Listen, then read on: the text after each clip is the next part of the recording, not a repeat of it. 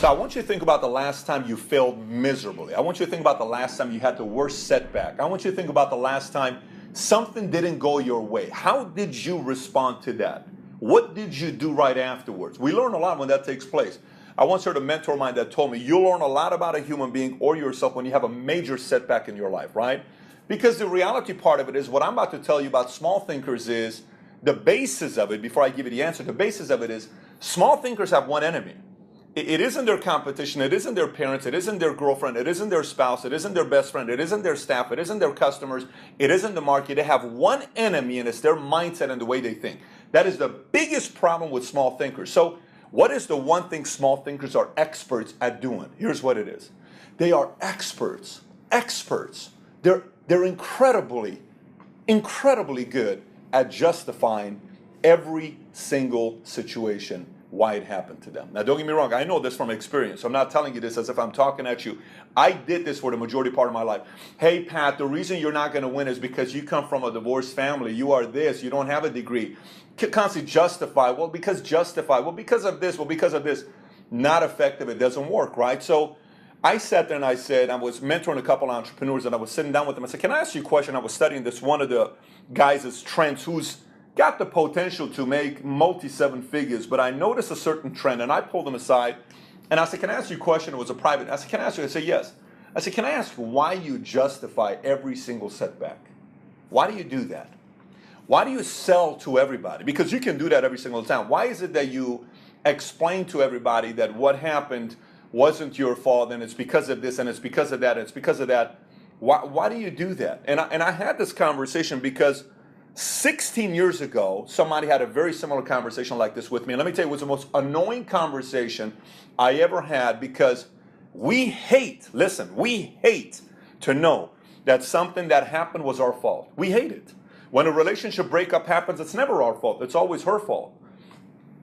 When a relationship, it's never her fault. It's his fault. When a business doesn't work, it's the business's fault. When a relation, it's the boss. It's this. It's the team. It's always that. So how do you find out if this is a trend that you have or not? So let me give you 3 different scenarios, and I want you to answer to yourself on how you respond to this. So number 1, first question. Let's study this.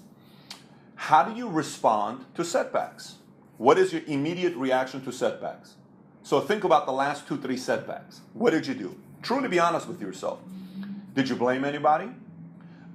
Did you blame the marketplace? Did you blame a condition?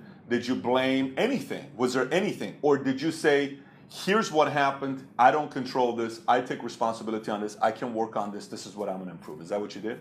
Is that the behavior? Second one, say you have a competitor that's doing better than you. They're making more money than you in a shorter period of time.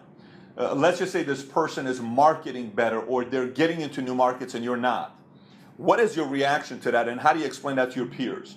Is it, man, they are doing this better than us? Or is it, oh man, they got lucky. Oh, that guy's come from family. Oh, they're probably doing something shady. Oh, they're probably doing something this. Oh, they're probably doing this. Oh, they're, we, because of us. What do you do? How do you react to it? Okay? Is the conversation, there was a conversation, man, we need to improve in these 3 areas. We really need to. Guys, what do you think we need to do to improve these 2 areas? These guys are doing it this way. Man, we need to be seeing what they're doing, what we're not doing. Are they working hard? I remember clearly one time, I'll tell you the story here. 0607.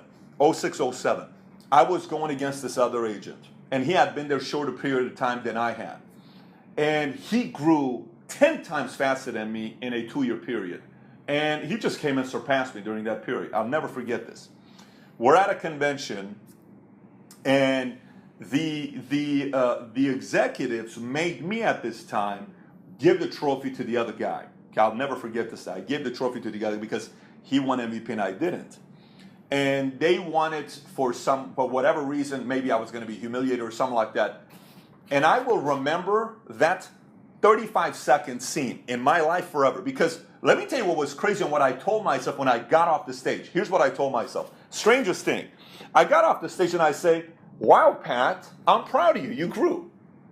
You grew, because this was my response. I gave him the plaque and I said, I just want you to know this. You have absolutely outworked me, but this will be the last year. You won't even come close, because this will be the last time you will ever outwork me. Because I know I think big, and I know I'm clear about what I want to do in my life. But this is what happened. Here's to you. Enjoy the celebration tonight. It's absolutely your show. No animosity, no issues, no nothing. Came back that night. Pages and pages of notes that night, okay? On what I did wrong, on what was my mistake, on what I stopped doing. I was not reading, I was not working, I had let my body go, I was not exercising, I was not edgy, I was not, I was not staying on point with certain areas to improve. I was not marketing as good. There were certain things I was not happy about that. I made a list of it, boom, the rest is history. You can't even compare the numbers now on what it is, but the rest is history. Because we had to improve. Now, by the way, there's a lot of other people that are going to do it better than you, faster than you, all that other. This doesn't mean you're going to beat everybody. You can do this assessment and your name is, Clyde Drexler, and you're probably never going to be better than Michael Jordan. You can do this assessment and you may be Lamar Odom and you're never going to be better than Kobe Bryant. But hey, why not reach your capacity? Why not get better than what you are today? Why do you keep justifying? Why do you keep saying all these sorts of things? Until a small thinker doesn't identify this and address this, hate to say it to you, not a lot's going to change. But it all starts with you realizing what I said at the beginning of the video. Nobody is a bigger enemy to you. Not the enemy, not the competition, not the client, not the industry. Nobody is a bigger enemy to you than the way you think. If you can fix the thinking here, the world is yours. That's the biggest challenge for small thinking entrepreneurs. So that's my message to you. If you have any questions or thoughts about it, comment on the bottom. And if you haven't subscribed to this channel, please make sure there's somewhere here you can click to subscribe. And if you're watching this video on a completely different website, you can always come back to patrickbetdavid.com, boom, and you'll get a bunch of other content on this website. Thanks for watching, everybody. Take care. Bye-bye.